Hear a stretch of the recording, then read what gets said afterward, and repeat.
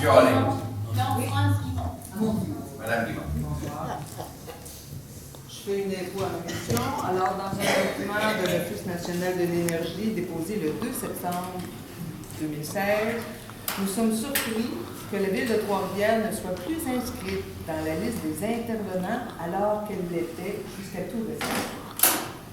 Sachant que Trois-Rivières a délégué un employé au lieu d'un élu et d'un aviseur légal au Tribunal national de l'énergie, contrairement à des villes telles que Terrebonne et Mascouche, sachant que Trois-Rivières a fait la demande de quitter la liste des intervenants pour devenir un simple auteur de lettres à commentaires, sachant que sur la liste des intervenants de la communauté, sachant que sur la liste des intervenants, la communauté algonquine de Trois-Rivières compte 4 représentants, sachant que l'oléoduc Énergis ceinturerait la ville de Trois-Rivières sur 37 km et que cet oléoduc passerait en amont de la prise d'eau municipale, sachant le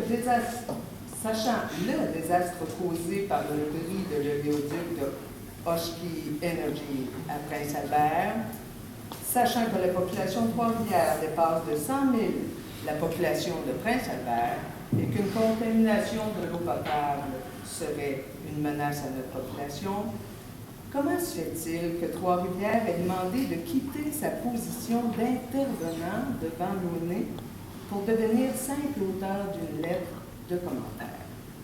Premièrement, il y a plein d'intervenants, madame. Alors, parler d'une municipalité, il y en a comme 1600 au Québec, c'est pas les 1600 qui vont aller là. Alors, aller répéter la même affaire, c'est une chose. Deuxièmement, au niveau des structures qui sont là, des structures gouvernementales qui ont été mises en place par les gouvernements supérieurs pour écouter les gens. Alors, si on va là pour faire toute la même affaire, à un moment donné, ça devient un peu redondant. Alors, à partir du moment que, moi, personnellement, j'ai confiance dans nos institutions, vous êtes peut-être une crainte au niveau du transport du pétrole, mais moi, je parle à mon personnel, je parle pas des élus. Moi, j'ai travaillé dans le domaine hydraulique pendant toute ma vie avant d'être maire. Et le transport le plus sécurisé, il y a toujours un danger, madame. Donnez un exemple. La quantité de pétrole qui passe dans les tuyaux, là, ça prendrait des bateaux et des bateaux et des trains.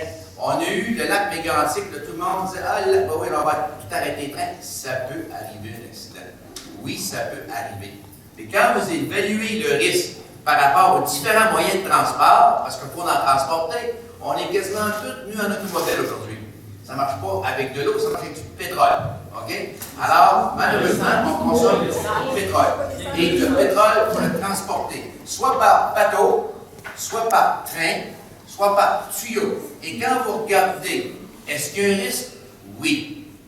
Il y a un risque de venir ici ce soir, il y a un risque d'aller courir, il y a un risque d'avoir des enfants, il y a un risque dans tout ce qu'on fait dans notre vie.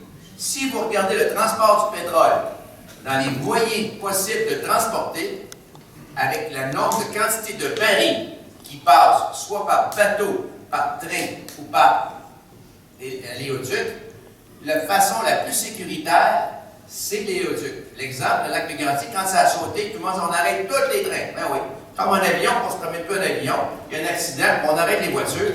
Tu sais, c'est la solution la plus facile. On vit dans un monde où il y a des risques. Et dans le transport du pétrole, ça peut vous déplaire. J'ai navigué, je suis un ancien navigateur, j'ai toujours transporté du pétrole.